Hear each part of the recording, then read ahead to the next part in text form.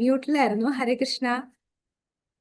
അല്ല മാധവിയും പ്രഭുവും സൂപ്പറായിട്ട് നല്ല കീർത്തന ആയിരുന്നു. അപ്പൊ നമുക്ക് എല്ലാ ദിവസവും ക്ലാസ് തുടങ്ങുന്നതിന് മുമ്പ് ഒരു കൊച്ചു കീർത്തനം നല്ലതാണ്.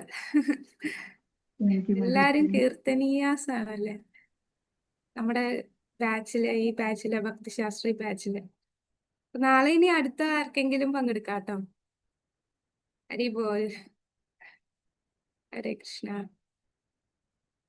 പിന്നെ ഒരു അനൗൺസ്മെന്റ് ഉള്ളത് എന്താന്ന് വെച്ചാല് നമ്മളിപ്പം ആ, അതായത് നമ്മള് മംഗളാരതി അറ്റൻഡ് ചെയ്യണം, സേവയുടെ കാര്യം പറഞ്ഞല്ലോ. അപ്പോ മംഗളാരതി ഇപ്പോ ടെമ്പിളില് അവര് സൂമില് തന്നെ നമ്മൾ എത്ര സമയത്ത് ജോയിൻ ചെയ്തു, എത്ര സമയത്താണ് നമ്മള് ലോഗ് ഔട്ട് ചെയ്തത്, കറക്റ്റ് സമയമൊക്കെ നോക്കി വെക്കുന്നുണ്ട്. ആ റിപ്പോർട്ട് ഇപ്പൊ നമ്മളല്ല അറ്റൻഡൻസ് എടുക്കുന്ന, അവര് തന്നെ എടുത്ത് നമുക്ക് റിപ്പോർട്ട് അയച്ചു തരും. എന്നിട്ട് അത് നോക്കിയിട്ട് കറക്റ്റ് അരമണിക്കൂർ ഇരിക്കുന്ന മാക്സ് 5 മണി വരെ ഇരിക്കുന്നവർക്ക് അറ്റൻഡൻസ് കൊടുത്താൽ മതി എന്ന് പറയുന്നുണ്ട്. അങ്ങനെയൊക്കെ കുറച്ച് സ്ട്രിക്റ്റ് ആക്കിക്കൊണ്ട് വരികയാണ്. പക്ഷെ സാരില്ല, നമ്മുടെ ഈ ബാച്ചിലെ എല്ലാരും ഞാൻ കാണുന്നുണ്ട്, എല്ലാരും 5 മണി വരെ ഇരിക്കുന്നുണ്ട്. നമ്മുടെ തുളസി ആരതി കഴിഞ്ഞിട്ടൊക്കെ ഇറങ്ങുന്നുള്ളൂ. ഇനി അഥവാ ആരെങ്കിലും നേരത്തെ ഇറങ്ങുന്നുണ്ടെങ്കിൽ ഇതുകൂടെ ഒന്ന് ശ്രദ്ധിച്ചോളൂ. അപ്പൊ ഇന്ന് എന്റെ അടുത്ത് ക്ലാസ്സിൽ ഇത് അനൗൺസ് ചെയ്യാൻ പറഞ്ഞിട്ടുണ്ട് കേട്ടോ. ഹരേ കൃഷ്ണൻ. ഹരേ കൃഷ്ണ മാതാജി. മാതാജി ഇന്ന് പേര് എന്തോ പ്രശ്നം വന്നല്ലേ? അതെ മാതാജി. ഇന്നലെയോ? ഇന്നലെ എന്റെ പേര് കറക്റ്റ് ആയിരുന്നോ? ഇന്നലെ ഉണ്ടായിരുന്നു. ഇന്ന് ഞാൻ നോക്കിയപ്പോ ആളെ കണ്ടില്ല. അപ്പൊ മനീഷ മാതാജി പറഞ്ഞു പേരെന്തോ പ്രശ്നം ഉണ്ടായിരുന്നു എന്ന് മെസ്സേജ് അയച്ചു എന്ന് പറഞ്ഞു. ഇന്നലെ ഓക്കെ മാതാജി. ഇന്നലെ മുതലാണ് എന്റെ പേര് ചേഞ്ച് ആയി തുടങ്ങിയത്. ഇപ്പോഴും ഞാൻ കയറിയപ്പോ ശാന്തി A12 എന്നാണ് പറഞ്ഞത്. ഇന്നലെ ഉണ്ടായിരുന്നു. ഇന്നലെ ശശികല അതെ. ഇന്നലത്തെ ഉണ്ടായിരുന്നോ? അറ്റൻഡൻസ് ഉണ്ട്. ഇന്നത്തെ അറ്റൻഡൻസ് ആണ് ഇല്ലാതിരുന്നത്.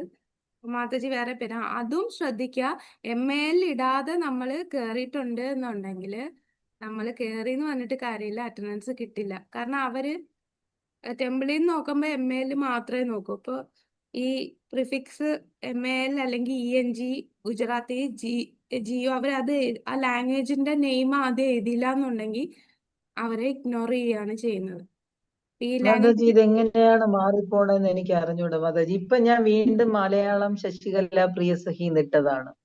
ഓരോ പ്രാവശ്യം ഞാൻ കയറുമ്പോ ഇപ്പൊ ഇങ്ങനെ മാറ്റി മാറ്റി കൊടുക്കേണ്ടി വരെയാണ്. അതെന്താ മാറിപ്പോയെന്ന് എനിക്ക് അറിഞ്ഞൂടാ. ഇടയ്ക്ക് പെർമനന്റ് ആയിട്ട് കിടന്നു, ഇപ്പം പിന്നെ മാറി മാറി പോണം. അത് ഞാൻ സ്ഥിരമായിട്ടിരിക്കുന്നോണ്ട് ശ്രദ്ധിക്കത്തില്ല. അപ്പൊ ഇന്ന് ഞാൻ നോക്കിയപ്പം മംഗളാരതി തുളസി ആരതി എന്തോ ആയപ്പോഴാണ് ഞാൻ ശ്രദ്ധിച്ചപ്പോ എന്റെ പേര് മാറി കിടക്കണം. അപ്പൊ പിന്നെ ഞാൻ വീണ്ടും ശശികല പ്രിയസഖി ദേവിദാസി ആക്കിയിട്ടുണ്ട്. മാതാജി എവിടെ? മാതാജിനെ കാണുന്നില്ല. ശശികലയോ? അല്ല ഇപ്പൊ എവിടെ? ഇപ്പൊ ഉണ്ട്. ഓക്കെ, സൗണ്ട് മാത്രം കേൾക്കാം. എവിടുന്നാ വരുന്നേ നോക്ക്. നീതു മാതാജി സ്പോട്ട് ലൈറ്റിലായിരുന്നു, അതുകൊണ്ട് നീതു മാതാജിയെ എല്ലാരും കാണുന്നുണ്ടായിരുന്നുള്ളൂ. ഓക്കെ. ഹരേ കൃഷ്ണ. ഹരേ ആ കൃഷ്ണ. ഓക്കെ മാതാജി, ഒന്നുകൂടെ നോക്കിയാൽ മതി കേട്ടോ. മോളോടൊന്ന് ചോദിച്ചാൽ മതി. ഒന്നുകൂടെ സൂമില് കയറി നോക്കുക. അപ്പം ആദ്യം തന്നെ പേര് ചോദിക്കുമ്പം ഇത് സെറ്റ് ചെയ്ത് വെച്ചാൽ എങ്ങനെയോ മാറിപ്പോയതാണ്. സെറ്റ് ചെയ്യുമ്പോ അവിടെ തന്നെ ഓക്കെ കൊടുക്കാനുള്ള ഒരു ഓപ്ഷൻ ഉണ്ട് മാതാജി. അതെല്ലാം ചെയ്യുന്നുണ്ട് പ്രഭു, പക്ഷെ അത് അതെല്ലാം ചെയ്യുന്നുണ്ട്. പക്ഷെ സാധ്യതയില്ല. ഞാൻ അതെല്ലാം ചെയ്യുന്നുണ്ട് പ്രഭു. പക്ഷെ എനിക്ക് ഓരോ പ്രാവശ്യവും സൂമിലോട്ട് ഞാൻ കയറുമ്പോ അത് ചേഞ്ച് ആയി പോണ്. അതെന്തുകൊണ്ടാണെന്ന് എനിക്കറിയില്ല. അതിനെ എങ്ങനെ പെർമനന്റ് ആക്കണമെന്ന് എനിക്കറിയില്ല. അത് പെർമനന്റ് ആക്കാണ് ഞാൻ പറഞ്ഞത്. ഏറ്റവും നമ്മൾ ആദ്യം തുടങ്ങുമ്പോൾ തന്നെ ഒരു ഇത് വരും, പേര് കൊടുക്കണ്ട്. ആ പേര് അവിടെ കൊടുത്ത് അവിടെ തന്നെ ഓക്കെ അടിച്ചു കഴിഞ്ഞാൽ പിന്നെ മാറാൻ സാധ്യത നമ്മളൊന്നും കാണുന്നില്ല. ഞാനൊക്കെ അന്ന് ചെയ്തിട്ട് പിന്നെ ഇതുവരെ ചെയ്തിട്ടില്ല, മാറ്റിയിട്ടില്ല. അതാണ് ഞാൻ പറഞ്ഞത്. ഒന്നുകൂടി നോക്കൂ. ഓക്കെ, അപ്പൊ നമുക്ക് നോക്കാം നോക്കാം. Prabhu. Next time. Okay. Hare Krishnan. Hare Krishna. ഓം നമോ ഭഗവതേ വാസുദേവായ. ഓമജ്ഞാനതിമിരാന്തസ്യ ജ്ഞാനാഞ്ജനശലാകയാ ചക്ഷുരുന്മീലിതം യേന തസ്മൈ ശ്രീ ഗുരുവേ നമഃ. ശ്രീചൈതന്യമനോഭീഷ്ടം സ്ഥാപിതം യേന ഭൂതലേ സ്വയം രൂപാ ഗതാ മഹ്യം ദദാതി സ്വപദാന്തികം. വന്ദേഹം ശ്രീഗുരു ശ്രീയുതപദകമലം ശ്രീഗുരും വൈഷ്ണവാംശ ശ്രീരൂപം സാഗ്രജാതം സഹഗണ രഘുനാഥാന്വിതം തം സജീവം സാദ്വൈതം സാവധൂതം പരിജനസഹിതം കൃഷ്ണ ചൈതന്യദേവം ശ്രീ രാധാകൃഷ്ണ പാദാൻ സഹഗണ ലളിതാ ശ്രീ വിശാഖാന്വിതാംശ ഹേ കൃഷ്ണ കരുണാ സിന്ധു ദീനബന്ധോ ജഗത്പദേ ഗോപേശ ഗോപികാന്ത രാധാകാന്ത നമോസ്തുതേ തപ്ത കാഞ്ചന ഗൗരാംഗി ശ്രീരാധേ വൃന്ദാവനേശ്വരി വൃഷഭാനുസുതേ ദേവി പ്രണമാമി ഹരിപ്രിയേ വാഞ്ചാകൽപതരുഭ്യശ്ച കൃപാ സിന്ധുഭ്യേവ ച പതിതാനാം പാവനേഭ്യോ വൈഷ്ണവേഭ്യോ നമോ നമഃ. നമോ വിഷ്ണുപാദായ കൃഷ്ണപ്രേഷ്ഠായ ഭൂതലേ ശ്രീമതേ ഭക്തിവേദാന്ത സ്വാമിനിധി നാമിനെ നമസ്തേ സരസ്വതേ ദേവേ ഗൗരവാണി പ്രചാരണി നിർവിശേഷ ശൂന്യവാദി പാശ്ചാത്യ ദേശതാരിണി ജയ ശ്രീകൃഷ്ണ ചൈതന്യ പ്രഭു നിത്യാനന്ദ ശ്രീ അദ്വൈത ഗദാധര ശ്രീവാസാദി ഗൗരഭക്തവൃന്ദ.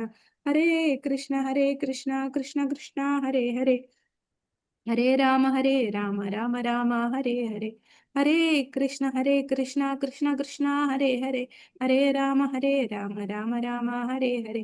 ഹരേ കൃഷ്ണ കൃഷ്ണ കൃഷ്ണ ഹരേ ഹരേ ഹരേ രാമ രാമ രാമ ഹരേ ഹരേ. ഹരേ കൃഷ്ണ. ശ്രീ ശ്രീ രാധാ ഗോവിന്ദ് ടെമ്പിൾ ഇസ്കോൺ മാംഗ്ലൂരിന്റെ ഭക്തിശാസ്ത്രി ക്ലാസ്സിലേക്ക് സ്വാഗതം. നമ്മളപ്പോ ഇന്ന് ഈശോപനിഷത്തിലെ മന്ത്രം 5 കടക്കുന്നു. ഈശോപനിഷത്ത് മന്ത്രം 5, 4, 5 മന്ത്രങ്ങളെല്ലാം ഭഗവാന്റെ അചിന്തനീയമായിട്ടുള്ള ശക്തികളെ കുറിച്ചാണ് നമ്മൾ കാണുന്നത്. അതായത് നമ്മൾക്ക് നമ്മളുടെ ഇന്ദ്രിയങ്ങൾക്കോ നമ്മളുടെ ബുദ്ധിക്കോ മനസ്സിലാകുന്നതിനപ്പുറമാണ് ഭഗവാന്റെ ശക്തികൾ. 5ാമത്തെ മന്ത്രത്തിൽ എന്താണ് പറഞ്ഞതെന്ന് നമുക്ക് നോക്കാം. തതേ ജതി തനൈജതി തദ്ധൂരേ തദ്വന്തികേ തദന്തരസ്യ സർവസ്യ തദു സർവസ്യാസ്യ ബാഹ്യതഃ. തതേ ജതി തനൈജതി തദ്ദൂരേ തദ്വന്തികേ തദന്തരസ്യ സർവസ്യ തദു സർവസ്യാസ്യ ബാഹ്യതഃ. സർവേശ്വരൻ ചലിക്കുന്നു, ചലിക്കാതിരിക്കുകയും ചെയ്യുന്നു. അവിടുന്ന് വളരെ വിദൂരസ്ഥനെങ്കിലും സമീപസ്ഥനുമാണ്. അവിടുന്ന് സകലതിൻ്റെ അകത്തും പുറത്തും സ്ഥിതി ചെയ്യുന്നു. അപ്പൊ 3 വൈരുദ്ധ്യങ്ങളാണ് ഇവിടെ പറഞ്ഞിരിക്കുന്നത്. ചലിക്കുന്നു, ചലിക്കുന്നില്ല, ദൂരെയാണ്, സമീപത്താണ്, എല്ലാത്തിൻ്റെ അകത്തും പുറത്തും സ്ഥിതി ചെയ്യുന്നു. ഇതാണ് ഭഗവാന്റെ അചിന്തനീയമായിട്ടുള്ള ഭഗവാന്റെ ശക്തികൾ. അപ്പൊ ഭഗവാന്റെ അചിന്ത്യ ശക്തികളാൽ നിറവേറ്റപ്പെടുന്ന അതീന്ദ്രിയ കർമ്മങ്ങളെ കുറിച്ച് ഇവിടെ വിവരിക്കുകയാണ് ചെയ്യുന്നത്. അപ്പൊ ആ പാരഗ്രാഫ് ഒന്ന് വായിക്കാമോ? ഇവിടെ പറഞ്ഞിരിക്കുന്ന വൈരുദ്ധ്യങ്ങൾ അവിടെ വായിച്ചോളൂ. വായിച്ചിട്ടില്ല. എന്തോ ലോകം വായിച്ചിട്ടില്ലല്ലോ മാതാജി. ലോകം ലേറ്റ് ആയിട്ട് വായിക്കലില്ല ഇപ്പം. മാതാജി ഇപ്പൊ വായിച്ചു. അത് ലേറ്റ് ആയതുകൊണ്ട് ഞാൻ തന്നെ ലേറ്റ് ആയതുകൊണ്ടാണ് നേരത്തെ വായിക്കുന്നില്ല. വായിച്ചു. മാതാജിക്ക് വായിക്കണേ വായിച്ചോളൂ, കുഴപ്പമില്ല. വേണ്ട മാതാജി, ഞാൻ അറിയില്ല, അതുകൊണ്ടാണ്. അല്ല കുഴപ്പമില്ല, ചൊല്ലിക്കോളൂ, മാതാജിക്ക് താല്പര്യം. ശരി, ചൊല്ലിക്കോ. ഹരേഷ്ണ. തദേ ജതി തന്നൈ ജതി തദ്ദുരേ തദ്വന്തികേ തദന്തരസ്യ സർവസ്യ തദു സർവസ്യാസ്യ ബാഹ്യത. ഹരേ കൃഷ്ണ. ഹരേ കൃഷ്ണ. അപ്പൊ ഇനിയൊന്ന് വായിക്കാമോ ഈ ഭാവാർത്ഥത്തില്? ഹരേ കൃഷ്ണ മാതാജി. ഇവിടെ നൽകുന്ന വൈരുദ്ധ്യങ്ങൾ അചിന്ത്യ ശക്തികളെ സമർത്ഥിക്കുന്നു. അവിടുന്ന് നടക്കുന്നു, അതേപോലെ അവിടുന്ന് നടക്കുന്നില്ല. ഇത്തരം വൈരുദ്ധ്യം അവിടുത്തെ വർണ്ണനാതീതമായ ശക്തി വിശേഷണങ്ങൾ വെളിവാക്കുന്നു. നമ്മുടെ പരിമിതമായ അറിവിന്റെ വെളിച്ചത്തിൽ അത്തരം വൈരുദ്ധ്യങ്ങൾ ഉൾക്കൊള്ളാൻ പ്രയാസമായിരിക്കും. പരിമിതമായ ഗ്രഹണശേഷി കൊണ്ട് മാത്രമാണ് നമുക്ക് ഇതിനെ സങ്കല്പിക്കാൻ പറ്റുന്നത്. അവ്യക്തിഗത തത്വചിന്തകരായ മായാവാദക്കാർ ഭഗവാന്റെ അപൗരുഷേയ വ്യാപാരങ്ങൾ മാത്രം സ്വീകരിക്കുകയും സകാര രൂപത്തിലുള്ള ലീലകളെ നിരാകരിക്കുകയും ചെയ്യുന്നു.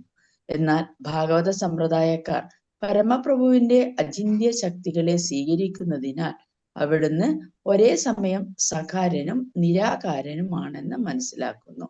അചിന്ത്യമായ വൈഭവങ്ങൾ ഇല്ലാത്ത പക്ഷം പരമപുരുഷൻ എന്ന പദം തന്നെ അർത്ഥരഹിതമാകും. Thank you Mataji. അപ്പൊ ഇവിടെ ഈ പറയുന്ന വൈരുദ്ധ്യങ്ങൾ എന്തൊക്കെയാണ് പറയുന്നത്? ഭഗവാൻ ചലിക്കുന്നു, ചലിക്കാതിരിക്കും. അപ്പൊ ഭഗവാൻ ചലിക്കുക എന്ന് പറയുമ്പോൾ ഇവിടെ സർവേശ്വരൻ ചലിക്കുന്നു, ചലിക്കാതിരിക്കുന്നു.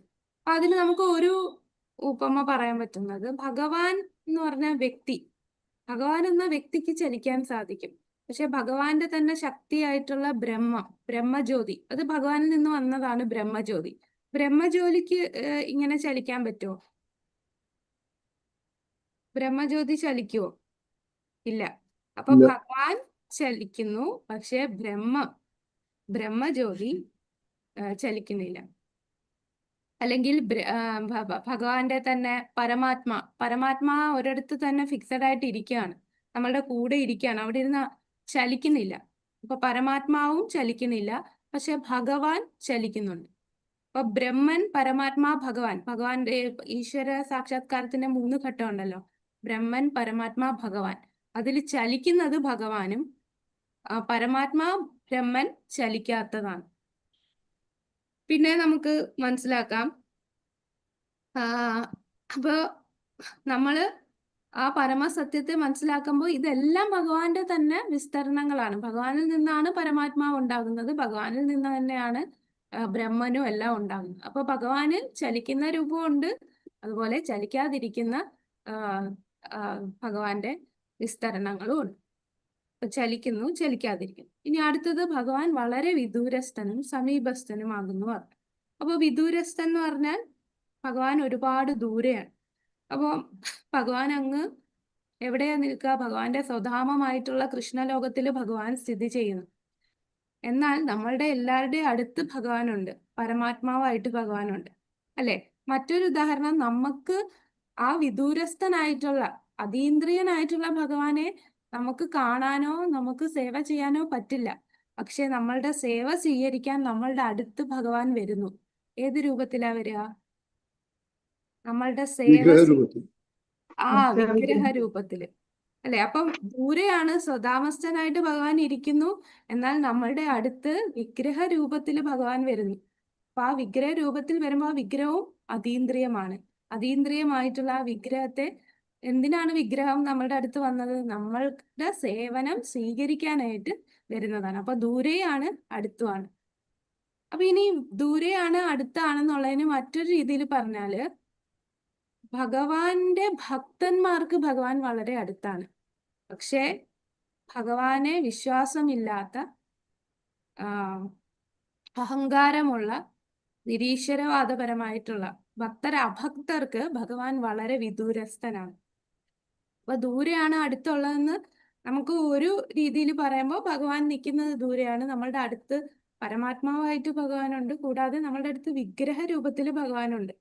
ഇതൊരു രീതിയിൽ പറയാം. ഇനി മറ്റൊരു രീതിയിൽ ദൂരെയും അടുത്തുവാന്ന് പറയുന്നത് എങ്ങനെയാണ്?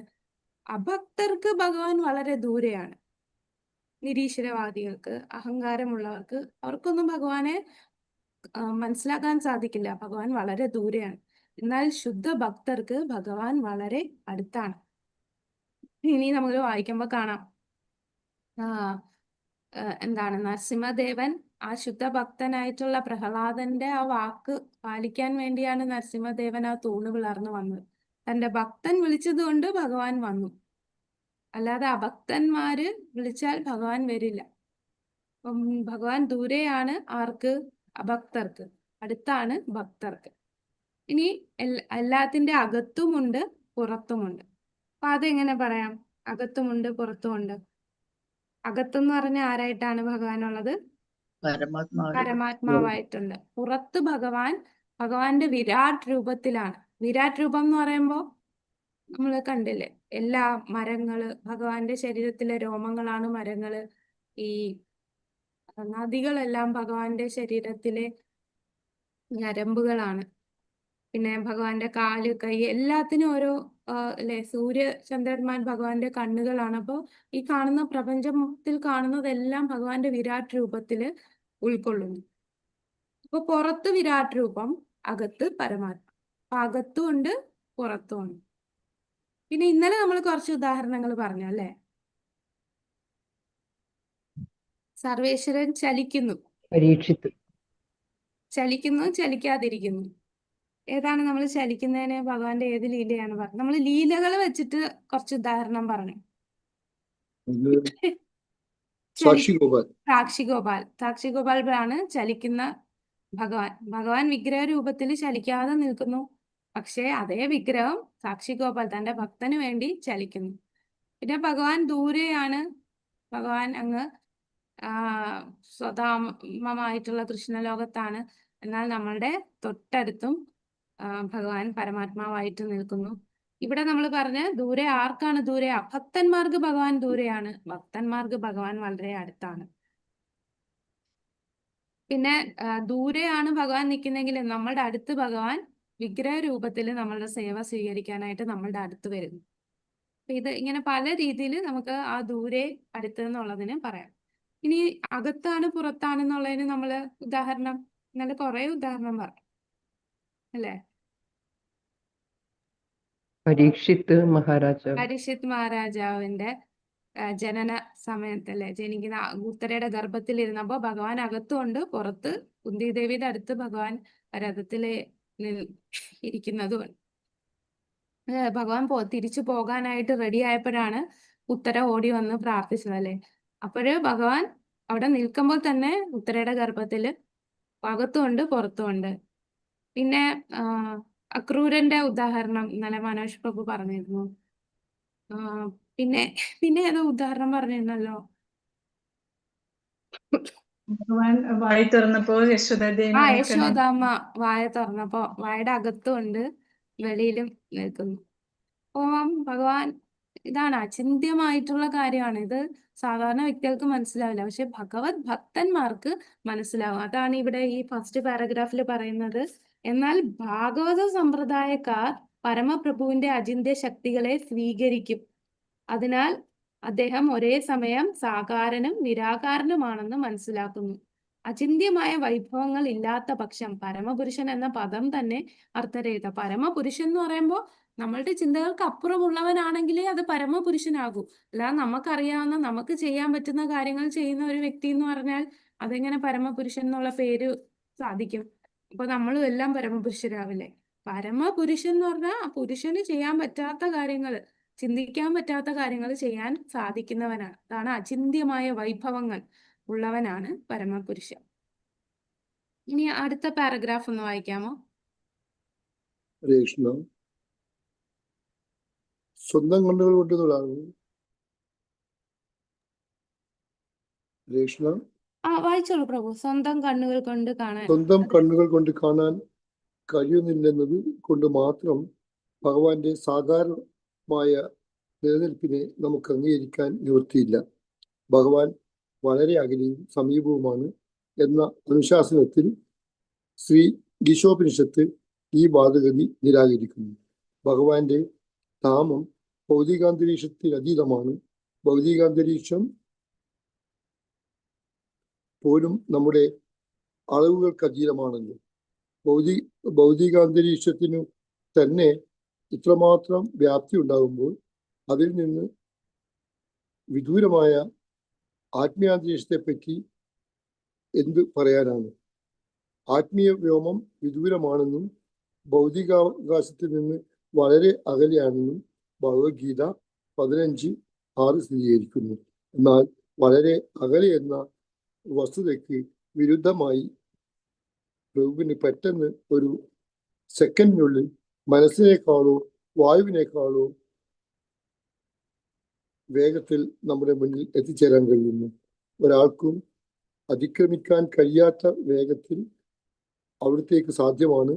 ഇത് കഴിഞ്ഞ ശ്ലോകത്തിൽ വിവരിച്ചിട്ടുണ്ട്. ഹരേ കൃഷ്ണ പ്രഭു. കൃഷ്ണ അപ്പൊ ഭഗവാൻ ഇപ്പം ഭൗതികാന്തരീക്ഷം ഈ ലോകം പോലും നമുക്ക് അളക്കാൻ സാധിക്കില്ല. ഈ ലോകത്തിനപ്പുറത്താണ്, ഭൗതികാന്തരീക്ഷത്തിനും വിദൂരമായ ആത്മീയ അന്തരീക്ഷത്തിൽ സ്ഥിതി ചെയ്യുന്ന ഭഗവാൻ. അപ്പൊ അത്രയും വിദൂരസ്ഥനാണ് അദ്ദേഹം. അപ്പൊ ആ വിദൂരസ്ഥനെങ്കിലും ഭൗതികാകാശത്ത് നിന്ന് വളരെ അകലെയാണെങ്കിലും ഭഗവാൻ എന്താണ്? നമ്മളുടെ അടുത്തും വരാൻ സാധിക്കും. ഒറ്റ സെക്കൻഡിൽ അദ്ദേഹത്തിന് വരാൻ സാധിക്കും. മനസ്സിനേക്കാളോ വായുവിനേക്കാളോ വേഗത്തില്. അല്ലെ? ഭഗവാന് ചലിക്കാൻ സാധിക്കും. ഇനി അടുത്ത ഒന്ന് വായിക്കാമോ? അടുത്ത പാരഗ്രാഫ്. എന്നിട്ടും വായിച്ചോളൂ. എന്നിട്ടും പരമപുരുഷൻ നമ്മുടെ മുന്നിൽ പ്രത്യക്ഷനാകുമ്പോൾ നാം അവിടുത്തെ അവഗണിക്കുന്നു. അത്തരം മൂഢപ്രവൃത്തിയെ ഭഗവത്ഗീത 9:11 അപലപിക്കുന്നു. മൂഢന്മാർ ഭഗവാനെ ഒരു സാധാരണ മനുഷ്യനായി കരുതുന്നു. അവിടുന്ന് നശ്വര ജീവനല്ല.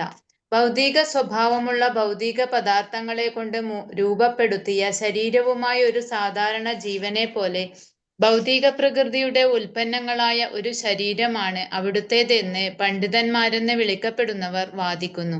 അചിന്ത്യമായ അവിടുത്തെ ശക്തികളെപ്പറ്റി മനസ്സിലാക്കാതെ അത്തരം വിഡ്ഢികൾ ഭഗവാനെ സാധാരണ മനുഷ്യന്റെ തലത്തിൽ കാണുന്നു. ഹരേ കൃഷ്ണ.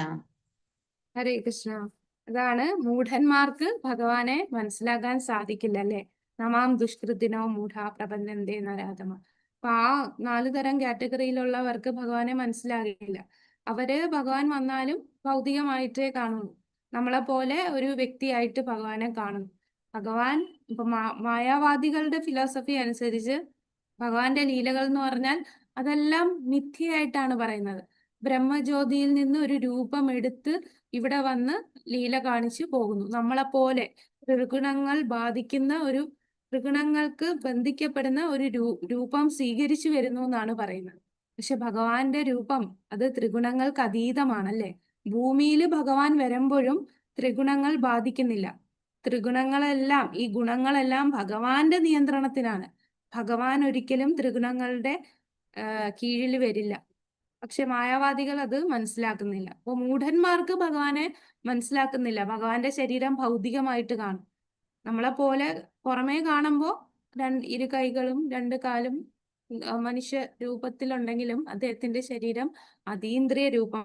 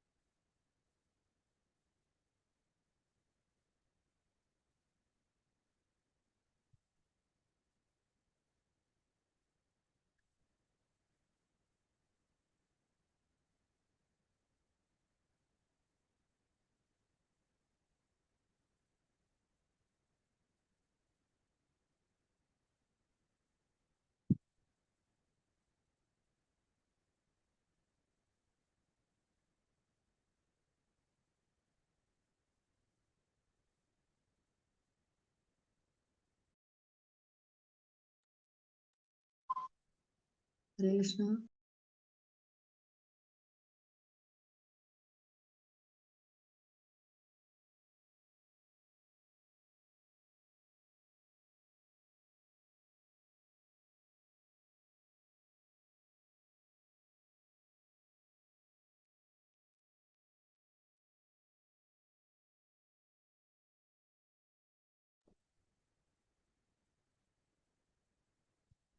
ഹരേ കൃഷ്ണ. ഹരേ കൃഷ്ണ. നെറ്റുപോയല്ലേ? ആരെങ്കിലും വായിച്ചിരുന്നോ പാരഗ്രാഫ്? പാരഗ്രാഫ് വായിച്ചു കഴിഞ്ഞിരുന്നു. വായിച്ചു കഴിഞ്ഞു അല്ലേ? ഓക്കെ. അത് വായിക്കാൻ പറഞ്ഞപ്പോഴാണ് ഞാൻ കട്ടായി പോയത്. വീഡിയോ പ്രഭു ആണോ വായിച്ചത്? ശ്യാമരാധിക മാതാജിയാ വായിച്ചത്. ശ്യാമരാധിക മാതാജി മറ്റേ പാരഗ്രാഫ് അല്ലേ വായിച്ചത്? അതേ വായിച്ചുള്ളൂ, പിന്നെ പറഞ്ഞില്ല വായിക്കാൻ. ഇത് കഴിഞ്ഞിട്ട് വായിച്ചില്ല അല്ലേ? അപ്പൊ 37ാമത്തെ പേജിലെ 2ാമത്തെ പാരഗ്രാഫ് ഒന്ന് വായിക്കാമോ? അവിടുന്ന് അചിന്ത്യ ശക്തി. അത് വായിച്ചില്ല. അതൊന്ന് വായിച്ചോ. ഞാൻ ക്യാമറ ഒന്ന് ഓഫ് ചെയ്യാതെ. ഓക്കെ, ഞാൻ വായിച്ചോ. ഇതുവരെ വായിക്കാത്തവര്? ഹരേ കൃഷ്ണ മാതാജി അരിവോൾ. ഗീതാ മാതാജി വായിച്ചോളൂ. ഹരേ കൃഷ്ണ. അവിടുന്ന് അചിന്ത്യ ശക്തി നിറഞ്ഞനാകയാൽ അദ്ദേഹത്തിന് ഏതു മാധ്യമത്തിലൂടെയും നമ്മുടെ സേവനം സ്വീകരിക്കാൻ കഴിയും. തന്റെ വൈവിധ്യമാർന്ന ശക്തികളെ സ്വന്തം ഇച്ഛാനുസാരം പരിവർത്തനം ചെയ്യാനും കഴിയും. ഭഗവാന് സ്വയം അവതരിക്കാൻ സാധ്യമല്ലെന്നും അഥവാ അങ്ങനെ ചെയ്യണമെങ്കിൽ ഭൗതിക ശക്തിയുടെ രൂപത്തിൽ മാത്രമേ കഴിയൂ എന്ന് അവിശ്വാസികൾ തർക്കിക്കുന്നു. അവിടുത്തെ വിവിധ ശക്തികളെ സ്വീകരിക്കുന്ന പക്ഷം ഈ വാദഗതി നിലനിൽക്കുന്നില്ല. ഭഗവാന് ഭൗതിക ശക്തിയുടെ രൂപത്തിൽ നമുക്ക് മുമ്പിൽ പ്രത്യക്ഷനാവുകയാണെങ്കിൽ പോലും ഭൗതിക ഊർജത്തെ ആത്മീയ ഊർജവുമായി പരിവർത്തനം ചെയ്യിക്കാൻ അവിടുത്തേക്ക് വിഷമമില്ല. ഊർജങ്ങളുടെ സ്രോതസ് ഒന്നു തന്നെയാകുമ്പോൾ സ്വന്തം ഇച്ഛാനുസാരണം അതിനെ പരിവർത്തനം ചെയ്യിക്കാൻ അവയുടെ ആ പ്രഭവ ശക്തിക്ക് കഴിയുമല്ലോ. ഉദാഹരണമായി മണ്ണ്, ശില, മരം എന്നിവയാൽ നിർമ്മിതങ്ങളായ അർച്ചാവിഗ്രഹങ്ങളിൽ പ്രത്യക്ഷനാകാൻ അവിടേക്ക് കഴിയും. വിഗ്രഹപഞ്ചകൾ കരുതുന്നതുപോലെ ഈ രൂപങ്ങൾ മരത്തിലോ മറ്റു വസ്തുക്കളിലോ രൂപകൽപ്പന ചെയ്യപ്പെട്ടവയെങ്കിലും കേവലം പ്രതിമകളല്ല തന്നെ. ഹരിബോൾ മാതാജി, പ്രണാമം. ഹരേ കൃഷ്ണ. Thank you Mataji. അപ്പോ ഇവിടെ മണ്ണ്, ശില, മരം എന്നിവയാൽ നിർമ്മിതമായ ആർച്ചാ വിഗ്രഹങ്ങൾ. അപ്പോ മണ്ണ്, ശില, മരം എന്ന് പറയുന്ന ഭൗതിക വസ്തുക്കളാണ്. അപ്പൊ ഭൗതിക വസ്തുക്കളാൽ നിർമ്മിച്ച വിഗ്രഹം എന്ന് പറയുമ്പോ അത് ഭൗതികമാണോ? അർച്ചാ വിഗ്രഹം എന്ന് പറഞ്ഞാല് ആ വിഗ്രഹത്തിന് എങ്ങനെയാണ് നമ്മള് വെറുതെ ഒരു കല്ല് അല്ലെങ്കിൽ മരം ഇതുപോലെ ഭഗവാന്റെ ഷേപ്പിൽ ഇങ്ങനെ കൊത്തി വെച്ചാൽ അത് വിഗ്രഹം ആവില്ല. അതെപ്പോഴാണ് വിഗ്രഹം ആവുന്നത്? എന്ത് ചെയ്യണം വിഗ്രഹത്തിന്? പൂജിക്കണം. പൂജിക്കുന്നതിന് മുമ്പ്, നമ്മൾ പൂജിക്കുന്നതിന് മുമ്പ് ആദ്യം ഇൻസ്റ്റാൾ ചെയ്യുക, അതായത് പ്രാണപ്രതിഷ്ഠ ചെയ്യണം. അപ്പൊ പ്രാണപ്രതിഷ്ഠ ചെയ്യാന്ന് പറഞ്ഞാൽ ഒരു ഭക്തൻ ഭഗവാനോട് അപേക്ഷിക്കുകയാണ്, ഭഗവാനെ ഞങ്ങളുടെ സേവനം സ്വീകരിക്കാനായിട്ട് ഭഗവാൻ ഇതിലേക്ക് വരാനായിട്ട് പറയാണ്. അപ്പൊ ഭഗവാൻ, കാരുണ്യവാനായിട്ടുള്ള ഭഗവാൻ നമ്മളുടെ സേവനം സ്വീകരിക്കാൻ ആ ഭൗതിക വസ്തുവിൽ കയറി. അപ്പൊ അതെന്തായി? അത് അതീന്ദ്രിയമായി. ഇപ്പോ ആ കല്ല്, മണ്ണ് എന്ന് പറയുന്നത്, അർച്ചാ വിഗ്രഹം എന്ന് പറയുന്നാല് അത് ഭൗതികമായിട്ടുള്ള വസ്തു അല്ല. അത് കേവലം ഒരു പ്രതിമയല്ല. അവിടെ ഭഗവാൻ അവിടെ വസിക്കുകയാണ്, ഭഗവാൻ അവിടെ ഉണ്ട്. അപ്പൊ ഭഗവാന് ഏത് ഊർജവും ഇല്ല, ഈ പറയുന്ന ഭൗതിക ഊർജം, ആത്മീയ ഊർജം, അങ്ങനെ ഒരു വ്യത്യാസം ഇല്ല. ഭഗവാൻ എല്ലാം ഭഗവാന്റെയാണ്. അപ്പം ഭഗവാൻ ഇവിടെ വരുമ്പോ ഭൗതിക ഊർജത്തിൽ പെട്ടുപോകത്തൊന്നുമില്ല. എല്ലാത്തിനെയും നിയന്ത്രിക്കുന്നത് ഭഗവാനാണ്. അപ്പൊ ഈ ഊർജങ്ങളെ അങ്ങോട്ടും ഇങ്ങോട്ടും മാറ്റാനുള്ള ശക്തി ഭഗവാനുണ്ട്. ഭൗതികമായിട്ടുള്ള ഈ കല്ലും മണ്ണും ഭഗവാൻ ആത്മീയമാക്കി മാറ്റുകയാണ്. അപ്പോ നമ്മള് അർച്ചാ വിഗ്രഹം അല്ലെ? അപ്പൊ ആ അർച്ചാ വിഗ്രഹത്തിന് എങ്ങനെയാണ് നമ്മളോട് പ്രതികരിക്കുക? ഭഗവാൻ നമ്മളോട് പ്രതികരിക്കുന്നത് എങ്ങനെയാണ്? നമ്മൾ അതൊരു വെറും കല്ലായിട്ട് കണ്ടാൽ ഭഗവാന് നമ്മളടുത്ത് അതുപോലെ, നമ്മളത് ഭഗവാന് വ്യക്തിയായിട്ട് കണ്ടാൽ അതുപോലെ യഥാമാം പ്രപദ്യന്തേ, അതുപോലാണ് ഭഗവാൻ പ്രതികരിക്കുക. അപ്പോ ചിലര് പറയാറുണ്ട്, ഈ വിഗ്രഹങ്ങൾക്ക് എന്തെങ്കിലും കേടുപാട് പറ്റുകയോ അല്ലെങ്കിൽ ആരെങ്കിലും ആക്രമിക്കാൻ വരികയൊക്കെ ചെയ്യുമ്പോൾ പറയും, എന്തുകൊണ്ട്? അതീന്ദ്രിയനല്ലേ ഭഗവാൻ, ഭഗവാൻ അവിടെ വസിക്കുകയല്ലേ, പിന്നെ എന്തുകൊണ്ട് ആ ഭഗവാൻ സ്വയം സംരക്ഷിക്കുന്നില്ല? അപ്പൊ അതിനെന്തായിരിക്കും ഉത്തരം? ഭഗവാൻ അവിടെ സംരക്ഷണത്തിൽ എത്തിയിരിക്കുകയാണ്. അതാണ്, ഭഗവാൻ നമ്മളെ സേവിക്കാൻ വേണ്ടി വന്നതല്ല ഇവിടെ. നമ്മളുടെ സേവനം സ്വീകരിക്കാൻ വേണ്ടിയാണ് ഭഗവാൻ ഇവിടെ വന്നത്. അല്ല ഭഗവാന് സ്വന്തമായിട്ട് ഭഗവാൻ അതിന്റെ ആവശ്യമില്ല. ഭഗവാൻ നമ്മളോടുള്ള കാരുണ്യം കൊണ്ട് നമ്മളുടെ സേവ സ്വീകരിക്കാൻ ഇവിടെ വന്നതാണ്. അപ്പൊ അത് നമ്മളുടെ ഉത്തരവാദിത്വമാണ് ഭഗവാന്റെ ആ അർച്ചാ വിഗ്രഹത്തെ സംരക്ഷിക്കുക എന്നുള്ളത്. അല്ലാതെ ഭഗവാന് ഒന്ന് വിചാരിച്ച ഇതിനെല്ലാം നശിപ്പിക്കാൻ പറ്റുന്നതാണ്. നമ്മളുടെ സേവ സ്വീകരിക്കാനായിട്ട് ഭഗവാൻ കല്ലിലും മണ്ണിലും മരവുമായിട്ട് വന്നിരിക്കുന്നു. അപ്പൊ ആ ഭക്തന്റെ കടമയാണ് വിഗ്രഹത്തെ സംരക്ഷിക്കുക, വിഗ്രഹത്തെ സേവിക്കുക. അപ്പൊ ഭഗവാൻ ഭക്തന് ഒരു അവസരം കൊടുക്കുകയാണ്, അല്ലെ? അങ്ങ് വിദൂരസ്ഥനാണ് ഭഗവാൻ. ആ ഭഗവാനെ നമുക്ക് എങ്ങനെ ദൂരെ പോയി ഭഗവാനെ സേവിക്കാൻ പറ്റും? അതുകൊണ്ട് ഭഗവാൻ എന്ത് ചെയ്തു? നമുക്ക് സേവ ചെയ്യാൻ പറ്റുന്ന ഒരു രൂപത്തിൽ ഇവിടെ വന്നു. അപ്പൊ നമ്മള് ഒരു അവസരം തന്നു നമുക്ക് ഭഗവാനെ സേവ ചെയ്യാനായിട്ട്, അല്ലെ? അപ്പൊ ഭഗവാന്റെ സേവ ചെയ്യുമ്പോഴേ ഒരു കനിഷ്ഠ ഭക്തന് പരമസത്യത്തെ മനസ്സിലാക്കണമെങ്കിൽ നമ്മൾ ആ രൂപത്തില് നമ്മൾ സേവ ചെയ്യണം. ആ ഭഗവത് രൂപത്തില് നമ്മൾ സേവ ചെയ്യുമ്പോൾ കുറെ നാൾ കഴിയുമ്പോൾ ആ ഭഗവാനോടുള്ള അറ്റാച്ച്മെന്റ് നമുക്ക് കൂടും. അതുകൊണ്ട് അത് കമ്പൽസറി ആയിട്ട് നമ്മൾ DT വർഷിപ്പ് പറയുന്നത്, അല്ലെ? നമ്മളെ പഞ്ചാംഗ ഭക്തിയില് ഓർമ്മയുണ്ടോ? പഞ്ചാംഗ ഭക്തി, ഭക്തിരസാമൃത സിന്ധുവിൽ നമ്മൾ പറഞ്ഞ പഞ്ചാംഗ ഭക്തി ഏതൊക്കെയായിരുന്നു? സാധുസംഗ, നാമകീർത്തൻ, മൂർത്തി മൂർത്തി ആരാധന, ശ്രീമൂർത്തി സേവ. ശ്രീമൂർത്തി സേവ, അതാണ് കമ്പൽസറി ആയിട്ട് പറയുന്നത്. അപ്പൊ അങ്ങനെ നമുക്ക് ഭഗവാനോട്, കാരണം നമുക്ക് ഭഗവാനെ കാണാനുള്ള ശുദ്ധ ഭക്തർക്ക് മാത്രമേ ഭഗവാന്റെ ദർശനം കിട്ടുകയുള്ളൂ, ഭഗവാനെ നേരിട്ട് കാണാൻ സാധിക്കുള്ളൂ. കനിഷ്ഠ അധികാരികൾ ആയിട്ടുള്ള ഭക്തർക്ക് ഭഗവാനെ കാണണമെങ്കിൽ ആ വിഗ്രഹത്തിലൂടെ കാണാം. അങ്ങനെ ആ വിഗ്രഹത്തിന് വിഗ്രഹത്തെ സേവ ചെയ്യാം. അങ്ങനെ സേവ ചെയ്യുമ്പോൾ നമ്മൾ ശുദ്ധീകരിക്കപ്പെടുകയും നമുക്ക് ഭഗവാനുമായിട്ടുള്ള ബന്ധം സ്ഥാപിക്കാനും ക്രമേണ സാധിക്കും. അങ്ങനെ നമുക്ക് ഭഗവാനെ എങ്ങനെയാ സേവിക്കുക? നമ്മൾ എത്ര സേവകളാണല്ലേ? അപ്പൊ ടെമ്പിളിൽ നിൽക്കുന്ന ഡിവോട്ടീസ് ഒക്കെ എത്ര സേവയാണ് എല്ലാ ദിവസവും ഭഗവാന് സേവ ചെയ്യുന്നത്. ഭഗവാന് വസ്ത്രങ്ങള്, ഭഗവാന് ഹാരം, ഭഗവാന് ഭോഗ കൊടുക്കുന്നു, അല്ലെ? പൂക്കൾ കൊടുക്കുന്നു. അപ്പൊ അങ്ങനെ ഭഗവാന് സേവ ചെയ്യുമ്പോൾ ആ ഒരു കണക്ഷൻ, ഭഗവാനുമായിട്ടുള്ള ആ കണക്ഷൻ നമുക്ക് വരുന്നത് മൂർത്തി സേവയിലൂടെയാണ് വരിക. എല്ലാം ഭഗവാന്റെ സേവനത്തിന് നമുക്ക് ഉപയോഗിക്കാം. ഇങ്ങനെയാണ് ഒരു അമ്മയും അച്ഛനും ഒരു കുട്ടിയെ നോക്കുന്നത്. അപ്പം മാതാപിതാക്കൾക്ക് ഒരുപാട് സ്നേഹം കൊച്ചുകുട്ടികളായിരിക്കും, കാരണം അവര് പൂർണ്ണമായിട്ടും അമ്മയും അച്ഛനെ മാത്രം ഡിപ്പെൻഡ് ചെയ്താണ് ജീവിക്കുന്നത്. അപ്പൊ നമ്മളെ മാത്രം ആശ്രയിച്ചിരിക്കുന്ന കുട്ടിയാകുമ്പോൾ മാതാപിതാക്കൾ അത്രയും സംരക്ഷണം കുട്ടികൾക്ക് കൊടുക്കും. കുട്ടിയുടെ എല്ലാ ആവശ്യങ്ങളും നമ്മൾ നോക്കും.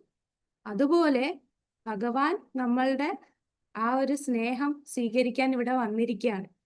അപ്പൊ ഭഗവാന് ഇപ്പം നമ്മള് കുട്ടികൾക്ക് എന്താണ് ഡ്രസ്സ് ഇട്ട് കൊടുക്കുക, ഒരുക്കുക, ആഭരണങ്ങളൊക്കെ ഇട്ട് ഒരുക്കുക, അല്ലെ? അതേപോലെയാണ് ഇപ്പൊ നമുക്ക് ഇവിടുത്തെ ശശികല മാതാജിയോട് ചോദിച്ചാൽ അറിയാലോ. മാതാജി എങ്ങനെയാ ഭഗവാനെ അവിടെ സേവിക്കുക? അവിടെ കൊച്ചു കുട്ടികളാണ്, 8 വയസ്സുള്ള 2 കുട്ടികളാണല്ലേ ട്രിവാൻഡ്രത്ത്. കൃഷ്ണ ബലരാം.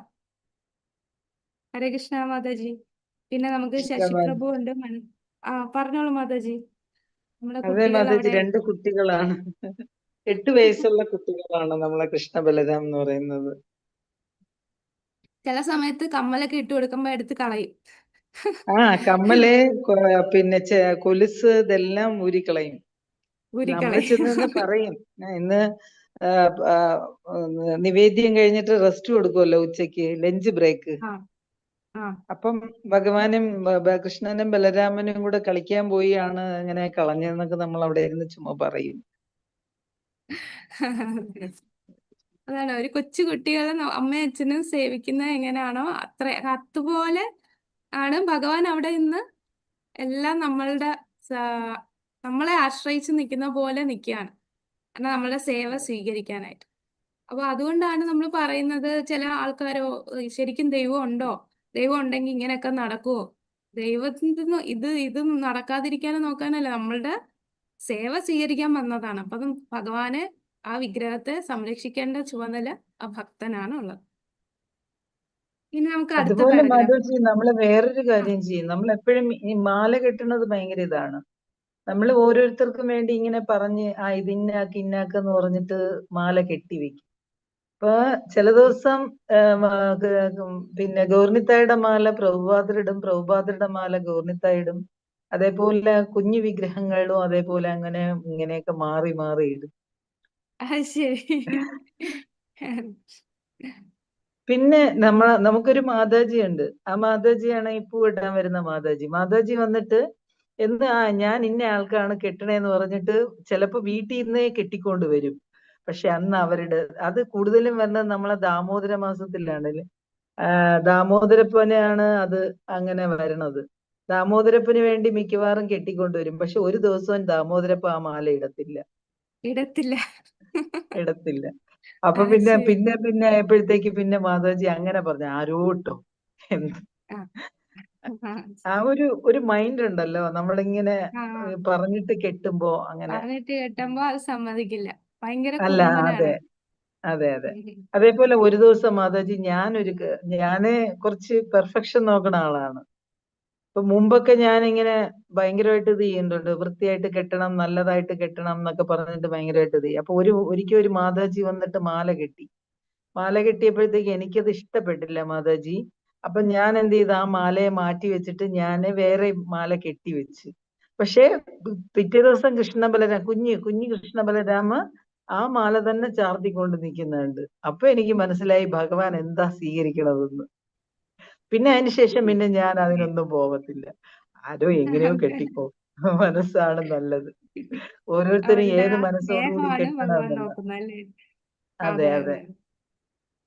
അതെ, ആ. ഇപ്പോഴും എന്നെ ഇതുണ്ട്, സംസാരിക്കാറുണ്ട്. അങ്ങനെ കെട്ടുന്നു ഇങ്ങനെ കെട്ടുന്നു. അപ്പൊ ഞാൻ പറയും, ആദ്യമൊക്കെ ഞാൻ വഴക്കൊക്കെ പറയുമായിരുന്നു. ഇപ്പൊ അപ്പൊ ഗ്രൂപ്പിലുള്ളവര് ചെന്ന് ഭഗവാന്റെ അടുത്ത് ചെന്ന് കരയും, വീട്ടിൽ ചെന്നിരുന്ന് കരയും, ഞാൻ വഴക്ക് പറയുന്നത് കാരണം. പിന്നെ അതൊക്കെ അങ്ങ് വഴക്ക് പറച്ചിലൊക്കെ അങ്ങ് സ്റ്റോപ്പ് ചെയ്തു മാതാജി. നിങ്ങള് ഭഗവാന് കെട്ടണം. അപ്പൊ നിങ്ങൾക്ക് എത്രത്തോളം നല്ലതായിട്ട് ചെയ്യാൻ പറ്റുമോ അത്രത്തോളം നല്ലതായി ചെയ്തോളൂ എന്നങ്ങ് പറഞ്ഞ് അവർക്ക് അങ്ങ് വിട്ടുകൊടുക്കും. അതെ. അപ്പൊ ഇതിൽ ഹരേ നിന്ന് നമുക്ക് കൃഷ്ണ. മനസ്സിലായില്ലേ ആ ഒരു ആത്മബന്ധം അതെ, ഭഗവാനുമായിട്ട്. ആ ഒരു ആത്മബന്ധം വേണമെങ്കിൽ നമ്മൾ ആ മൂർത്തി സേവ ചെയ്താലേ നമുക്ക് വരികയുള്ളൂ. അതുകൊണ്ടാണ് നമുക്ക് ആ വിഗ്രഹ ആരാധന അത്രയും പ്രധാനമായിട്ടുള്ളത്. അത് താങ്ക് യു എന്തോ മാതാജി. കുഴപ്പം കൊണ്ടാണ് മാതാജി എന്നെ ഇപ്പൊ ഇത്രയും 6 മാസമായിട്ട് അടുപ്പിക്കാതെ ഇങ്ങനെ ഇരുത്തിയിരിക്കുന്നത്. എന്റെ ഭാഗത്തുനിന്ന് എന്തോ മിസ്റ്റേക്ക് വന്നിട്ടുണ്ടാവും. ഈ തൽക്കാലം ഭക്തിശാസ്ത്രം ഒക്കെ പഠിച്ചുകൊണ്ടിരിക്കാനായിട്ട് മാറ്റി നിർത്തിയതായിരിക്കും. കൂടുതൽ ഇവിടെ കോൺസെൻട്രേറ്റ് ചെയ്യാനായിട്ട്. ഉം. എന്നാലും മാതാജിയുടെ മേൽനോട്ടത്തിലാണ് അവിടെ കാര്യങ്ങൾ നടക്കുന്നത്. മാതാജി അവിടെയാണെങ്കിലും ഇവിടെ ഉണ്ട് അതെ, എല്ലാവരും. അതുണ്ട്. ഹരേ ഹരേ കൃഷ്ണ. കൃഷ്ണ. അപ്പൊ നമുക്ക് അടുത്ത പാരഗ്രാഫ് നോക്കാം.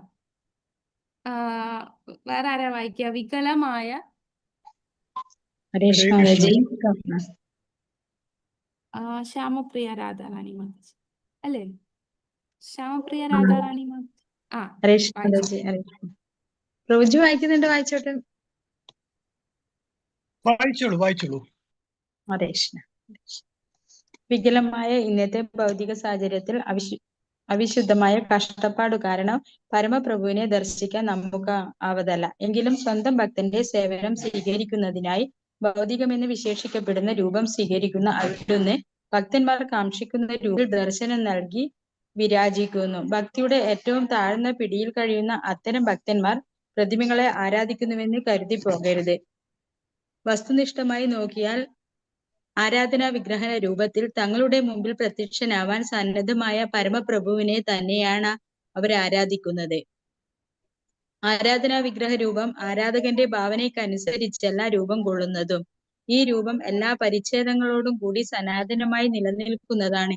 ഇത് അവിശ്വസിക്കലല്ല, ആത്മാർത്ഥതയുള്ള ഒരു ഭക്തന് മാത്രം അനുഭവപ്പെടുന്നു. ഹരേ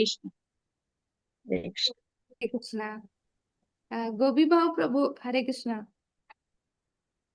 പ്രഭു തൃശ്ശൂരാണല്ലേ? കൃഷ്ണ. അതെ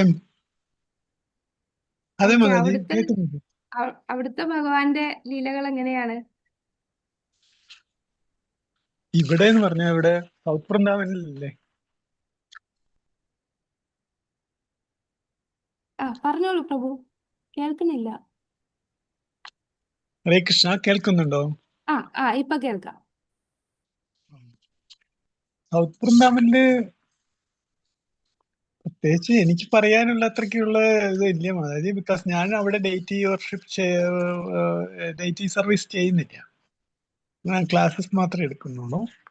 പിന്നെ ഡേറ്റി സർവീസ് എന്ന് പറയുന്നത് ഞാൻ എൻ്റെ വീട്ടില് ഡേറ്റി എനിക്ക് ചെയ്യാറുണ്ട്. അതേ എനിക്ക് പറയാൻ കഴിയത്തുള്ളൂ. ഹരേ കൃഷ്ണ. ഞങ്ങളുടെ വീട്ടില് അത് ഡേറ്റിയുടെ നെയിം വൃന്ദാവൻ ചന്ദ്ര.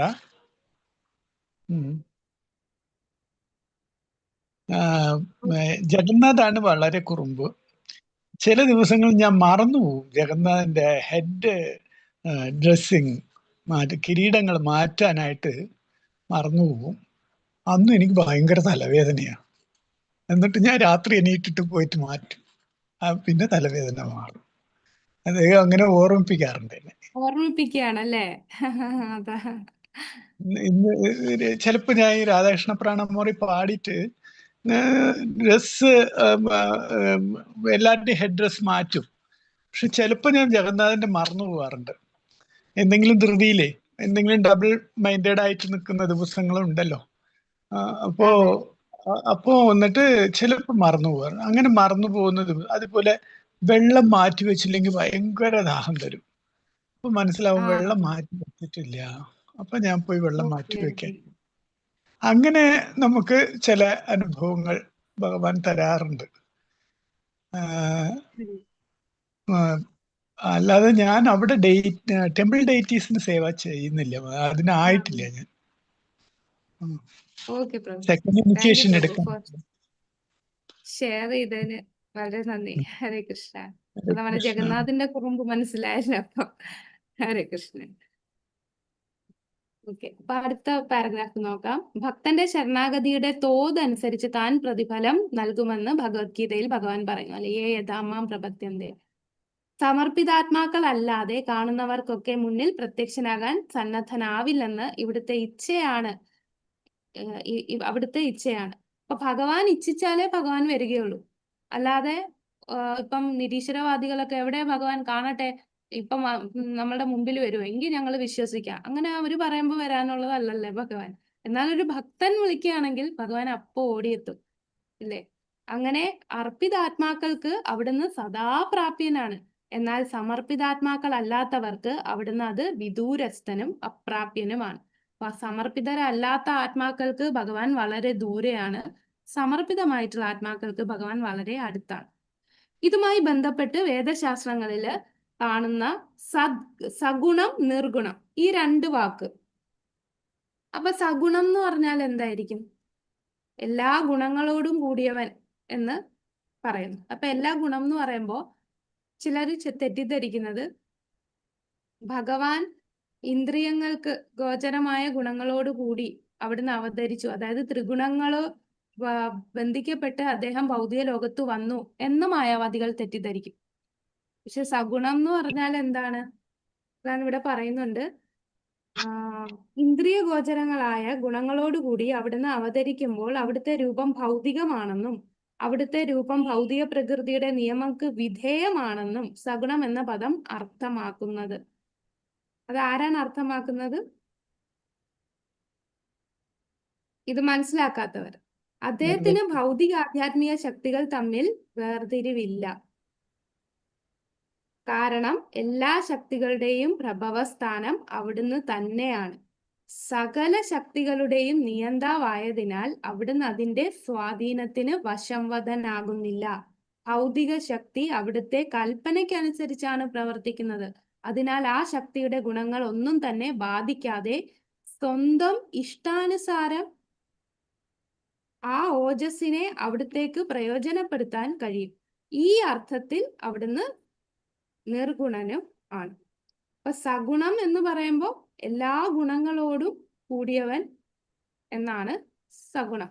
പക്ഷെ അത് ഒരിക്കലും വിചാരിക്കല് സഗുണം എന്ന് പറഞ്ഞാല് ഭഗവാൻ ത്രിഗുണങ്ങളുമായി ബന്ധിക്കപ്പെട്ട് ഒരു ഭൗതിക രൂപത്തിൽ ത്രിഗുണങ്ങളുടെ പ്രകൃതിയുടെ നിയമങ്ങൾക്ക് വിധേയനായി വന്നതാണ് സഗുണം എന്ന് ചിന്തിക്കല്ല. അതല്ല സഗുണം. സഗുണം എന്ന് പറയുമ്പോൾ എല്ലാ ഗുണങ്ങളും ഭഗവാനുണ്ട്. എന്നാൽ നിർഗുണം എന്ന് പറയുമ്പോൾ ചിലര് ചിന്തിക്കും ഭഗവാന് ഗുണങ്ങളേ ഇല്ല.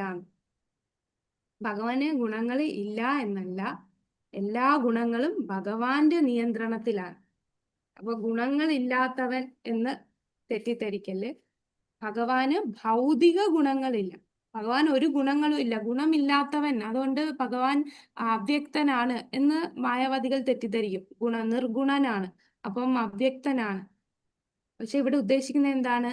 നിർഗുണ എന്ന പദത്തിന്റെ അർത്ഥം ഭൗതികമായിട്ടുള്ള ശക്തി ഒരിക്കലും അദ്ദേഹത്തെ നിയന്ത്രിക്കുന്നില്ല, ഭൗതികമായിട്ടുള്ള ഗുണങ്ങൾ അദ്ദേഹത്തിന് ഇല്ല എന്നാണ്. ഭൗതിക ഗുണങ്ങൾ ഇല്ല എന്ന് പറഞ്ഞാൽ ആ ഭൗതിക ഗുണങ്ങൾ അദ്ദേഹത്തെ നിയന്ത്രിക്കുന്നില്ല, അദ്ദേഹം ഭൗതിക ഗുണങ്ങളെ നിയന്ത്രിക്കുകയാണ്, അല്ലെ? ഈ ഗുണങ്ങളെ നിയന്ത്രിക്കുന്നവനാണ് ഭഗവാൻ. അതാണ് നിർഗുണൻ എന്ന് അർത്ഥമാക്കുന്നത്. നിർഗുണ എന്ന് പറഞ്ഞാൽ ഭൗതിക ഗുണങ്ങൾ ഇല്ല. പക്ഷെ സഗുണ, നിർഗുണ, അപ്പൊ ആ രണ്ട് വാക്കിന്റെ വ്യത്യാസം മനസ്സിലാക്കണം. സഗുണം എന്ന് പറഞ്ഞാൽ എല്ലാ ഗുണങ്ങളും അദ്ദേഹത്തിനുണ്ട്. ഭൗതിക ഗുണം, ആധ്യാത്മിക ഗുണം എന്നൊരു വേർതിരിവ് ഇല്ല. അതാണ് സഗുണം. കാരണം എല്ലാത്തിന്റെ ഉറവിടം ഭഗവാനാണ്. ഇനി നിർഗുണം എന്ന് പറഞ്ഞാൽ എന്താണ്? ഭൗതിക ശക്തി അദ്ദേഹത്തിന്റെ കൽപ്പന അനുസരിച്ചാണ് പ്രവർത്തിക്കുന്നത്. ആ ഗുണങ്ങൾ, ഭൗതിക ഗുണങ്ങളൊന്നും അദ്ദേഹത്തെ ബാധിക്കില്ല. സ്വന്തം ഇഷ്ടം അനുസരിച്ചാണ് അവിടത്തേക്ക് പ്രയോജനപ്പെടുത്താൻ കഴിയുന്നത്. ഇതാണ് നിർഗുണം എന്ന് പറയുന്നത്. ഒരു കാലത്തും അവിടുന്ന് അരൂപനല്ല. അവിടുത്തെ അമൂർത്ത ഭാവമായ ബ്രഹ്മജ്യോതിസ്, സൂര്യന്റെ രശ്മികൾ, സൂര്യദേവന്റെ പ്രഭാ പരിവേശം എന്ന പോലെ അവിടുത്തെ പ്രഭാ പരിവേശമാണ്.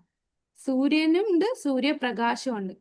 അപ്പൊ സൂര്യൻ ഭഗവാനും സൂര്യപ്രകാശം ബ്രഹ്മജ്യോതി അതുപോലാണ്. അതുകൊണ്ട് ഭഗവാൻ എന്ന് പറയുന്നത് അരൂപിയല്ല. ബ്രഹ്മജ്യോതി എന്ന് പറയുന്നത് ഭഗവാന്റെ ശരീരത്തിൽ നിന്ന് വന്ന പ്രകാശമാണ്.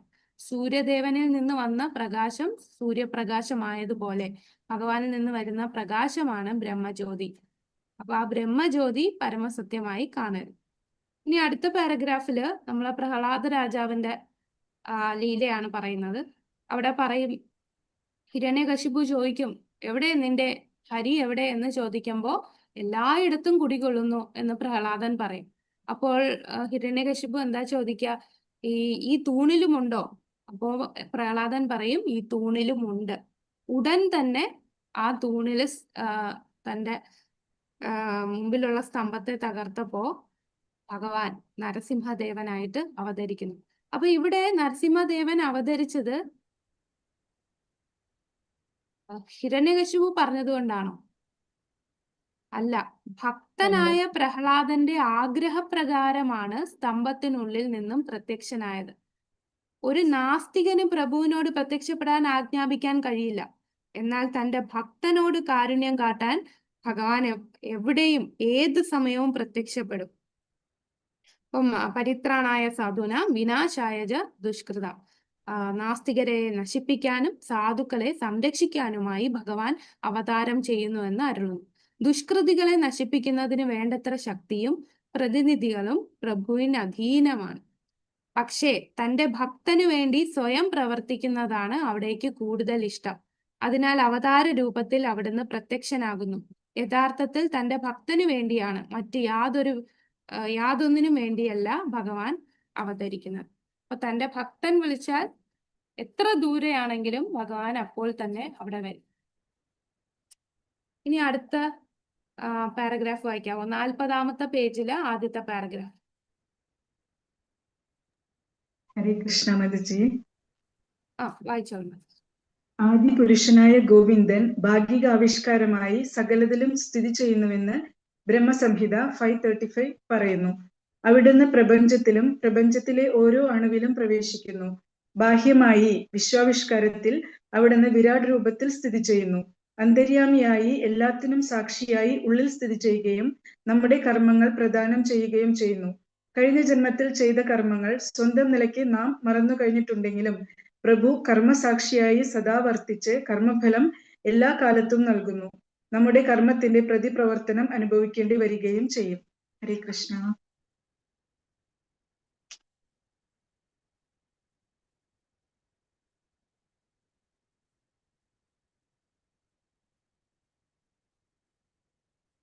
ഹരേ കൃഷ്ണ മതജി. നമ്മുടെ നെറ്റ് പോയതാണോ? സോറി മാതജി, ഞാൻ മ്യൂട്ടായിരുന്നു. Thank you. ഹരേ കൃഷ്ണ മാതാജി. അപ്പൊ ഇവിടെ പറയുന്നത് ഭഗവാൻ അകത്തുമുണ്ട് പുറത്തുമുണ്ടെന്നല്ലേ. അപ്പൊ പുറത്ത് ബാഹ്യമായിട്ട് ഭഗവാൻ വിരാട് രൂപത്തിൽ സ്ഥിതി ചെയ്യുന്നു. ഇനി അന്തർയാമിയായിട്ട് എല്ലാവരുടെയും സാക്ഷിയായിട്ട് അനുമന്ത്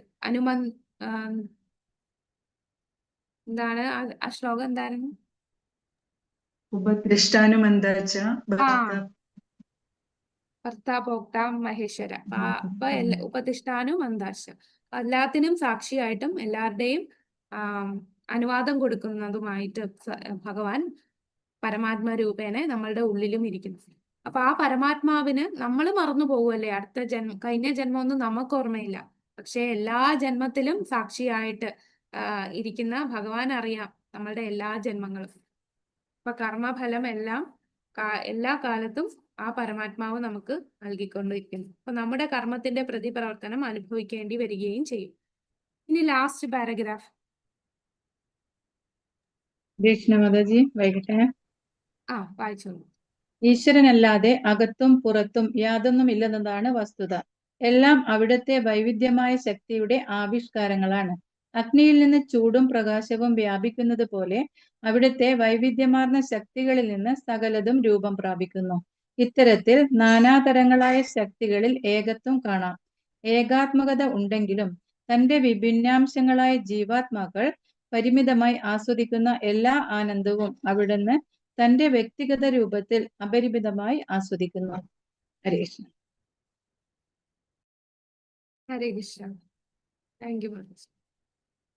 അപ്പൊ ഇവിടെ എന്താണ് നമ്മള് 3 വൈരുദ്ധ്യങ്ങൾ കണ്ടു. ഭഗവാൻ അകത്തുണ്ട്, പുറത്തുണ്ട്, ചലിക്കുന്നു, ചലിക്കാതിരിക്കുന്നു, ദൂരെയാണ്, എന്നാൽ വളരെ അടുത്തുമാണ്. അപ്പൊ ഈ വൈരുദ്ധ്യത്തില് ഓരോ എക്സാമ്പിൾസും നമ്മൾ കണ്ടു. അതുപോലെ എന്താണ് ഉദ്ദേശിക്കുന്നത്, നടക്കുന്നു എന്ന് പറയുമ്പോൾ ഭഗവാൻ 3 സാക്ഷാത്കാരത്തില് ഭഗവത് സാക്ഷാത്കാരം നടക്കും, പരമാത്മാ സാക്ഷാത്കാരം ബ്രഹ്മ സാക്ഷാത്കാരം നടക്കില്ല, ചലിക്കുന്നില്ല.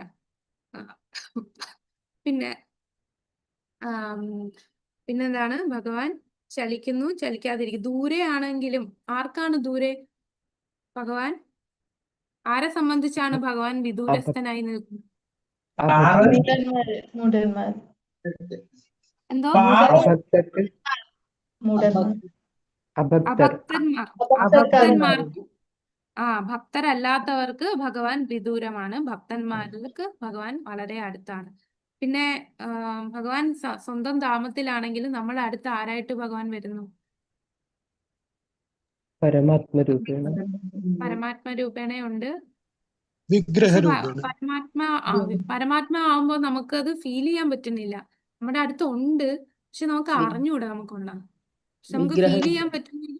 വിഗ്രഹ രൂപത്തിൽ നമ്മുടെ അടുത്ത് വരുമ്പോഴാണ് നമുക്ക് സേവ കൊടുക്കാൻ പറ്റുന്നത്. വിഗ്രഹത്തിനാണ്. വളരെ ദൂരെയാണെങ്കിലും നമ്മളുടെ സേവ സ്വീകരിക്കാൻ ഭഗവാൻ നമ്മുടെ അടുത്ത് വിഗ്രഹ രൂപത്തിൽ വരും. പിന്നെ അകത്തുണ്ട്, പുറത്തുണ്ട്. പുറത്ത് വിരാട് രൂപത്തിൽ ഭഗവാനുണ്ട്, അകത്ത് പരമാത്മാവായിട്ട് ഭഗവാൻ സ്ഥിതി ചെയ്യുന്നു. അപ്പൊ ഇതെല്ലാം ഈ പറഞ്ഞതിൽ നിന്ന് തന്നെ നമുക്ക് മനസ്സിലാവും, ഒരു വ്യക്തിയുടെ കാര്യങ്ങൾ, ഈ ചലിക്കുന്നു, ചലിക്കാതിരിക്കുന്നു എന്നൊക്കെ പറയുമ്പോൾ ഒരു വ്യക്തിത്വത്തിനുള്ള സ്വഭാവങ്ങളല്ലേ. അപ്പൊ ഈശോപനിഷത്തിലെ ഈ ഓരോ ശ്ലോകത്തിലൂടെയും പ്രഭുപാദര് ഭഗവാൻ അരൂപിയല്ല, രൂപമുണ്ട് എന്ന് സ്ഥാപിക്കുകയാണ്. ഈശോപനിഷത്തില് ഓരോ ഈ ശ്ലോകങ്ങൾ നോക്കുമ്പോ അറിയാം, ഇവിടെ ഒന്നും കൃഷ്ണന്റെ പേരൊന്നും പറഞ്ഞിട്ടില്ല അല്ലേ. ഒരു ശ്ലോകത്തിലും ഭഗവാന്റെ നാമം പറഞ്ഞിട്ടേ ഇല്ല. പരമസത്യം എന്നൊക്കെ പറയുമ്പോ പൂർണ്ണം ഓം വെച്ചാണ് പൂർണ്ണമത പൂർണ്ണമിതം എന്ന് പറയുന്നത്. അതുപോലെ പ്രഭുപാദരും ഈ ഭാവാർത്ഥം എഴുതുമ്പോ പരമപുരുഷൻ അങ്ങനെയൊക്കെ പറയുന്നുള്ളൂ. ഒരുപാടെടുത്ത് കൃഷ്ണൻ എന്ന് പറയുന്നില്ല. അതാണ് ഇവിടെ പ്രഭുപാദർ അത് എഴുതുമ്പോഴും, അതായത് ഈ ബുക്ക് ആര് വായിച്ചാലും ഈശ്വരൻ, ആ പരമപുരുഷൻ എന്ന് പറയുന്നത് രൂപമുള്ള വ്യക്തിത്വമാണ്. പിന്നെ ഇടയ്ക്ക് പരമദിവ്യോത്തമ പുരുഷൻ കൃഷ്ണൻ എന്ന് പറയുന്നുണ്ട്. അപ്പൊ അത് മനസ്സിലാക്കിക്കാൻ വേണ്ടിയാണ് പ്രഭുപാദർ ഈ സ്പെഷ്യലായിട്ട് ഈശോപനിഷത്ത് നമ്മൾ പഠിക്കണം എന്ന് പറയുന്നത്. അപ്പൊ കാരണം നമ്മൾ പ്രീച്ച് ചെയ്യുമ്പോൾ, ഒരു മായാവാദി അടുത്ത് പ്രീച്ച് ചെയ്യുമ്പോൾ നമുക്ക് ഇതിലെ ശ്ലോകങ്ങൾ എടുത്തിടാം, ഈശോപനിഷത്തിൽ ഇത് പറഞ്ഞല്ലോ. കാരണം അവര് കൂടുതലും സ്ട്രെസ് ചെയ്യുന്ന ശ്രുതി ശാസ്ത്രമാണ്. ശ്രുതി ശാസ്ത്രത്തിൽ വരുന്നതാണ് ഈശോപനിഷത്ത്.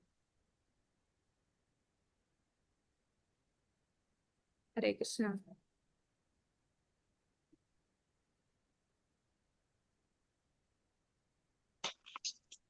അപ്പൊ നമ്മൾ 5 മന്ത്രങ്ങൾ കഴിഞ്ഞു. ക്ലോസ് ബുക്കിൽ ഇതിൽ 2 ക്വസ്റ്റ്യൻസ് ഉണ്ട് മാതാജി. ഇതിനകത്തുള്ള 2 ക്വസ്റ്റ്യൻസ് ഉണ്ടല്ലേ ഈ ചാപ്റ്ററിൽ? അന്തര്യാമി എന്ന് പറഞ്ഞിട്ട് അതിനെ ഇത് ചെയ്യാനും പറഞ്ഞിട്ടുണ്ട്. തദ്ദുരേ തദ്വാന്തിക്ക് അതിന്റെ അതിനെയും വിവരിക്കാൻ പറഞ്ഞു. ഓക്കെ, അന്തര്യാമി ഇതിനകത്തുണ്ടല്ലോ.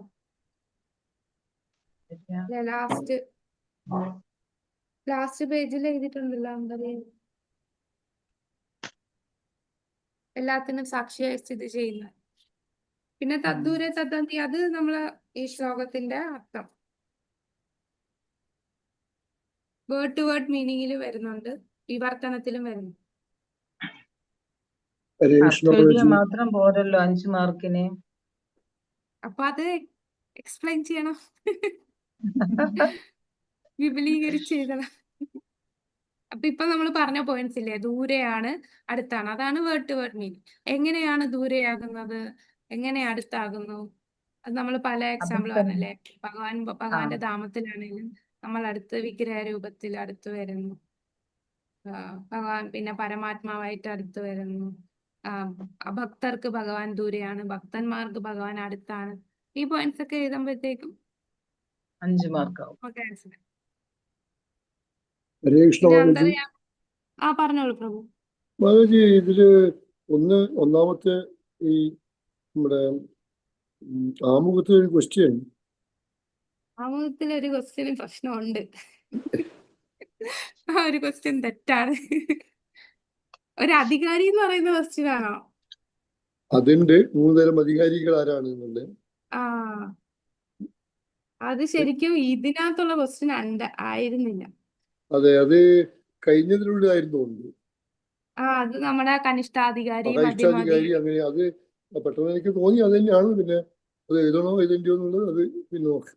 മാതാജി, അത് പ്രമാണങ്ങളെ കുറിച്ചില്ല പറയുന്നത്, പ്രത്യക്ഷ പ്രമാണം, അനുമാന പ്രമാണം, പക്ഷെ ആ ക്വസ്റ്റ്യനെ മാറിപ്പോയി. അതൊരു എല്ലാ ലാംഗ്വേജുകാരും അതിനൊരു കംപ്ലൈന്റ് പറഞ്ഞിരുന്നു. അല്ലെങ്കിൽ അത് അങ്ങനെ ചോദിക്കണമായിരുന്നു, ഇത് ഏത് പ്രമാണം. അല്ലാതെ നമ്മള് ഇതിനെ നമ്മൾ അങ്ങനെയല്ലേ ഇങ്ങനെയല്ലേ എന്ന് പറഞ്ഞാൽ ശരിയാവില്ലല്ലോ നമുക്ക് എഴുതാൻ.